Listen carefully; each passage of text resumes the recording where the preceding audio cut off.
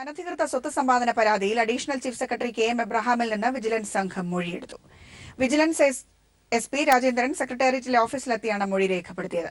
മുൻകൂട്ടി തയ്യാറാക്കിയ ചോദ്യാവലി പ്രകാരമാണ് മൊഴിയെടുത്തത്. മുംബൈ, തിരുവനന്തപുരം എന്നിവിടങ്ങളിൽ ഫ്ളാറ്റും കൊല്ലത്ത് ഷോപ്പിംഗ് കോംപ്ലക്സും ഉള്ളതായാണ് KM എബ്രഹാം സ്വത്ത് വിവരത്തിൽ ബോധിപ്പിച്ചത്. ഇതിന്റെ സാമ്പത്തിക സ്രോതസ് സംബന്ധിച്ച വിവരങ്ങളും വിജിലൻസ് പരിശോധിക്കുന്നുണ്ട്. ഭാര്യയുടെ സ്വത്ത് വിവരം അദ്ദേഹം സമർപ്പിച്ചിട്ടില്ല. ഭാഗ്യലക്ഷ്മിയുടെ ഫേസ്ബുക്ക് പോസ്റ്റിലൂടെ പുറംലോകമറിഞ്ഞ കൂട്ടബലാത്സംഗ കേസിൽ ഇരയുടെ വെളിപ്പെടുത്തൽ. പീഡിപ്പിച്ചവർ വടക്കാഞ്ചേരി നഗരസഭാ കൌൺസിലർ PN ജയന്തൻ ഉൾപ്പെടെ 4 പേർ.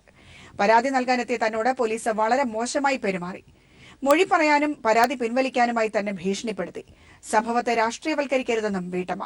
വാർത്താസമ്മേളനത്തിൽ യുവതിയോടൊപ്പം ഭർത്താവും പങ്കെടുത്തു.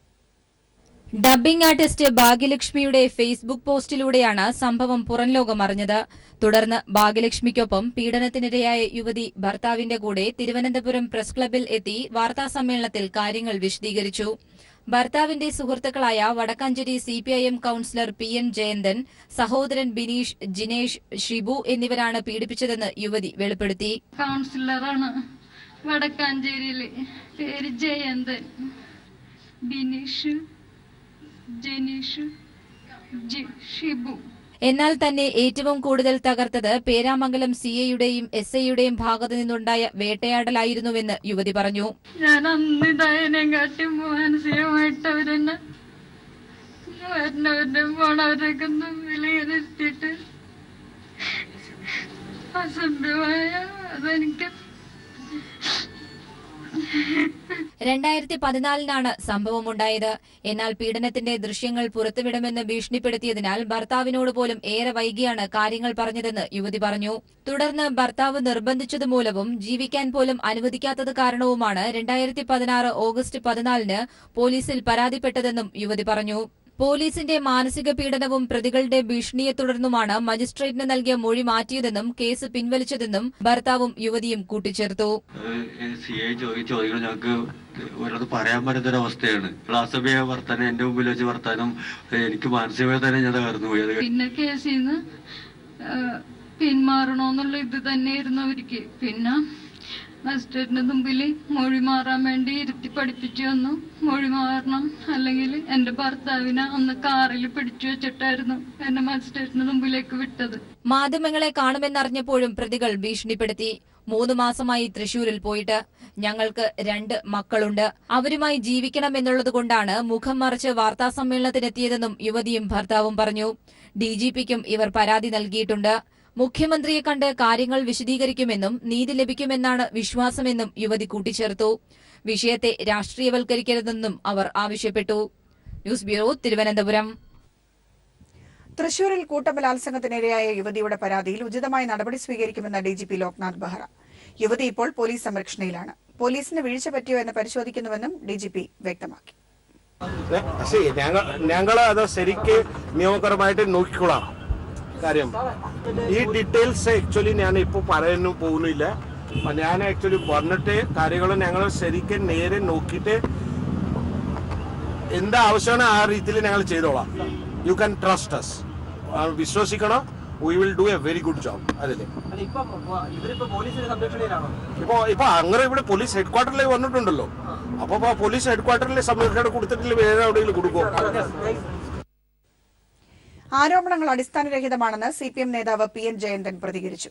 15 ലക്ഷം രൂപ ഇവർ ആവശ്യപ്പെട്ടിരുന്നു. ഇത് നൽകാത്തതിലുള്ള പ്രതികാരമാണ് ആരോപണങ്ങൾക്ക് പിന്നിലെന്നും ജയന്തൻ പറഞ്ഞു. എന്റെ കയ്യിൽ നിന്ന് 3 ലക്ഷം രൂപ എന്റെ കയ്യിൽ നിന്ന് അവർ മേടിച്ചിട്ടുണ്ട്. അപ്പൊ ഈ കാശ് പലപ്പോഴായിട്ട് ഞാൻ ചോദിച്ചിട്ടുണ്ട് ഇവരുടെ അടുത്ത്. അപ്പൊ ഈ പണം ഇവർ തിരിച്ചു തന്നിട്ടില്ല. അപ്പൊ എനിക്ക് നിങ്ങളുടെ പൈസ തരണം, തന്നില്ലെങ്കിൽ ഞാൻ മേടിക്കും എന്നൊരു ലേശം ഭീഷണിയുടെ സ്വരത്തിൽ ഞാൻ സംസാരിക്കുകയുണ്ടായിട്ടുണ്ട്. ഞാൻ കൊടുത്ത പണം കിട്ടുന്നതിന് വേണ്ടി അല്ലെങ്കിൽ തിരിച്ചു ചോദിച്ചതാണ് ഇപ്പൊ ഞാൻ ചെയ്തൊരു കുറ്റം. അപ്പൊ ഇത് കള്ളമാണ്, അടിസ്ഥാനമില്ലാത്തൊരു ആരോപണമാണ്. നമ്മൾ ഈ ഒരു സംഭവം ചെയ്തിട്ടുള്ളതല്ല.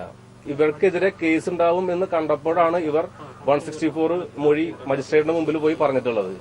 ഇവിടുത്തെ മുഴുവൻ പോലീസ് സംവിധാനങ്ങളും മറ്റു കോടതിയും ഒക്കെ ഞാനൊരു കേവലം ഒരു മെമ്പർ, ഒരു കൌൺസിലറാണ്. ഈ എന്റെ സ്വാധീന വലയത്തിലാണെന്ന് ഭാഗ്യലക്ഷ്മി ചേച്ചിയെ പോലെയുള്ള ഒരു സ്ത്രീ തെറ്റിദ്ധരിച്ചത് വളരെ മോശമായി പോയി. മാനസിക കേസ് കൊടുക്കാനാണ് എന്റെ തീരുമാനം. ഞാനത് ഇന്ന് കൃത്യമായിട്ട് ആലോചിച്ചിട്ട് അത് ചെയ്യണം. വാർത്തകൾ തുടരുന്നു. സോളാർ കേസിൽ ഉമ്മൻചാണ്ടിക്ക് വീണ്ടും തിരിച്ചടി. ഉമ്മൻചാണ്ടിക്കെതിരായ വിധി സ്റ്റേ ചെയ്യാൻ ബാംഗ്ലൂർ സെഷൻസ് കോടതി വിസമ്മതിച്ചു. വിധി സ്റ്റേ ചെയ്യാൻ ആവശ്യപ്പെട്ട് ഉമ്മൻചാണ്ടി നൽകിയ ഹർജിയിലാണ് കോടതിയുടെ നടപടി. കേസിൽ തന്റെ ഭാഗം കേൾക്കാതെയാണ് വിധി പറഞ്ഞതെന്ന ഉമ്മൻചാണ്ടിയുടെ വാദം കോടതി അംഗീകരിച്ചില്ല. GST അടിസ്ഥാനത്തിൽ രാജ്യത്തെ നികുതി നിരക്കുകൾ നിശ്ചയിച്ചു. ഏറ്റവും ഉയർന്ന നികുതി 28% നിജപ്പെടുത്തി. ഏറ്റവും കുറവ് 5%. ഭക്ഷ്യവസ്തുക്കൾക്ക് നികുതി ഈടാക്കേണ്ടെന്നും ദില്ലിയിൽ ചേർന്ന GST കൌൺസിൽ യോഗത്തിൽ തീരുമാനിച്ചു.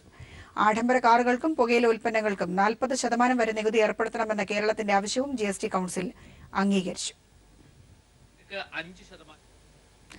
മലപ്പുറം സ്ഫോടന സ്ഥലത്ത് നിന്ന് പോലീസിന് ലഭിച്ച രേഖയുടെ ഉള്ളടക്കം പീപ്പിളിന്. മുസ്ലിങ്ങൾക്കെതിരെയുള്ള അക്രമങ്ങളോടുള്ള പ്രതിഷേധമെന്ന പരാമർശം. കൊല്ലം കളക്ടറേറ്റ് സ്ഫോടനം ഇസ്രത് ജഹാൻ വ്യാജ ഏറ്റുമുട്ടലിനോടുള്ള പ്രതിഷേധമാണെന്നും മലപ്പുറം സ്ഫോടനം ജമ്മുകശ്മീരിൽ നിരപരാധികളെ കൊന്നതിലുള്ള പ്രതിഷേധമാണെന്നും രേഖയിൽ പറയുന്നുണ്ട്. പ്രധാനമന്ത്രി അടക്കം 40 പേർക്ക് രേഖയിൽ വധഭീഷണിയുമുണ്ട്.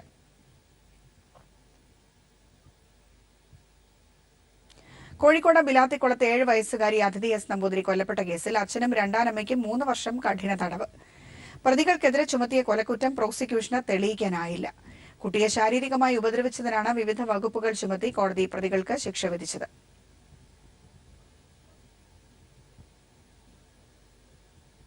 ജേക്കബ് തോമസിനെതിരായ ചട്ടലംഘന കേസിൽ CBIക്കെതിരെ സംസ്ഥാന സർക്കാർ ഹൈക്കോടതിയിൽ സത്യവാങ്മൂലം സമർപ്പിച്ചു.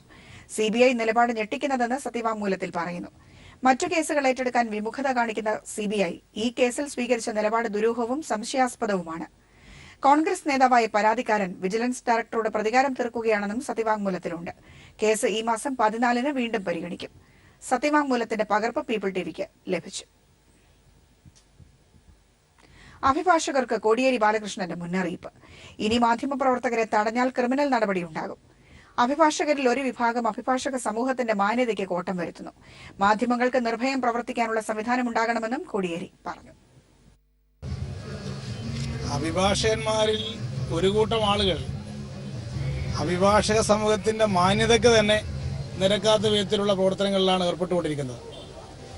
ഇത് മുതിർന്ന അഭിഭാഷകന്മാർ ഇടപെട്ട് ഇത് നിയന്ത്രിക്കണം. അഭിഭാഷക സംഘടനകൾ ഈ കാര്യത്തിൽ ഉറച്ച നിലപാട് സ്വീകരിച്ച് സമൂഹത്തിൽ അപമതിപ്പുണ്ടാക്കുന്ന ഒരു പ്രവർത്തനത്തിലും ഒരു അഭിഭാഷകനും ഇടപെടുകയില്ല എന്ന് ഉറപ്പുവരുത്തണം. ഈ തുടർച്ചയായിട്ട് ഇത്തരം സംഭവങ്ങൾ ഉണ്ടാകുന്നത് കേരളത്തിൽ തന്നെ ദേശീയ തലത്തിൽ ഒരു തെറ്റായ സന്ദേശമാണ് നൽകുന്നത്.